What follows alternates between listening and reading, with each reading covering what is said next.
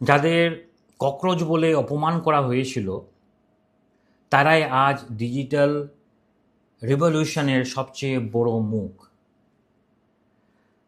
নমস্কার, সালাম। আমি মোস্তাফিজুর রহমান, একজন পলিটিক্যাল স্ট্র্যাটেজিস্ট। আজ কথা বলবো ককরোচ জনতা পার্টি নিয়ে,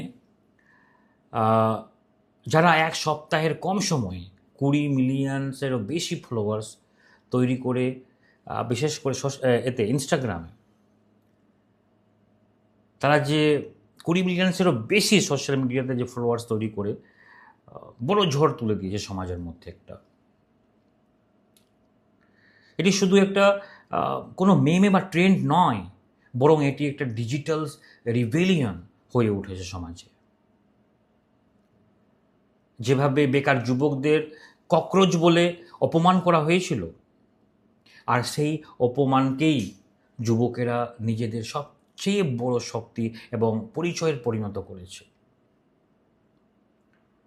এই অসাধারণ গ্রোথ শুধু সোশ্যাল মিডিয়া অ্যালগরিদমের কারণে নয়, বরং সিস্টেমের বিরুদ্ধে মানুষের ভেতরে জমে থাকা যে গভীর ক্ষোভ এবং ফ্রাস্ট্রেশন এর প্রতিফল। সমাজের একাংশ লোক এটাই মানছে। আশা করছি আপনিও এটা বুঝতে পারছেন। একজন পলিটিক্যাল স্ট্র্যাটেজিস্ট হিসাবে আমাদের এই ডিজিটাল ওয়েভ এর পেছনে থাকা যে গ্রাউন্ড রিয়ালিটি এবং তাদের যে অফিসিয়াল ওয়েব পেজে থাকা যে 5টি প্রধান এজেন্ডা বুঝতে হবে। তারা কী বলতে চেয়েছেন তাদের এই এজেন্ডাতে। প্রথম তারা বলেছেন ওয়েবসাইটে জুডিশিয়াল রিফর্মের কথা তারা বলেছেন। রিটায়ারমেন্ট চিফ জাস্টিসদের রাজ্যসভাতে যাওয়া বা কোনো সরকারি পদ নেওয়া উপরে সম্পূর্ণ নিষেধাজ্ঞা তারা কিন্তু এই এজেন্ডাতে বলেছেন।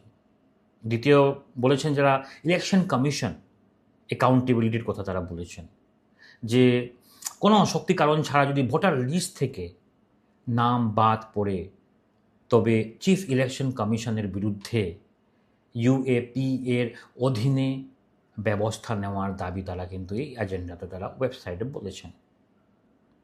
3 নম্বর যদি বলি, তারা উমেন রিজার্ভেশনেরও কথা বলেছেন, যেখানে পার্লামেন্ট এবং ক্যাবিনেটে কোনো এক্সট্রা সিট না বাড়িয়ে মহিলাদের জন্য 50% ম্যান্ডেটরি রিজার্ভেশনের কথা বলেছেন তাদের এই ওয়েবসাইট এজেন্ডাতে। আরও তারা বলেছেন, 4 নম্বর যদি বলি, ইন্ডিপেন্ডেন্ট মিডিয়ার কথা। যেমন ধরে নেন, তারা ওয়েবসাইটে বলেছেন বিশেষ করে আদানি এবং আম্বানি যে আপনার ওনারশিপ থাকা সমস্ত আপনার মিডিয়া আউটলেট এর লাইসেন্স ক্যান্সেল করা এবং গদি মিডিয়া অ্যাঙ্কারদের ব্যাংক অ্যাকাউন্ট অডিট করার দাবিও তারা কিন্তু বলেছেন এই তাদের এই এজেন্ডা ওয়েবসাইটের মাধ্যমে। আরও 5 নম্বর যদি বলি, স্ট্রিক্ট অ্যান্টি ডিফেকশন লয়ের কথাও যারা বলেছেন, যেমন আপনার বিভিন্ন নেতাগণ যেভাবে পার্টি পরিবর্তন করে কোনো এমএলএ বা এমপির নির্বাচনের অংশগ্রহণের উপরে তারা কিন্তু বলেছেন যে 20 বছরের কঠোর নিষেধাজ্ঞার কথা তারা বলেছেন, যে বিভিন্ন নেতাগণ যে এক পার্টি থেকে অন্য পার্টিতে সুইচ করে তাদের বিরুদ্ধে এটা তারা স্ট্রিক্ট অ্যান্টি ডিফেকশন লয়ের কথা বলেছেন। তো এই জমে থাকা যে জনরোষ এখন কিন্তু ট্র্যাডিশনাল পলিটিক্যাল পার্টি গুলোর জন্য বড় চ্যালেঞ্জেস হয়ে দাঁড়িয়েছে।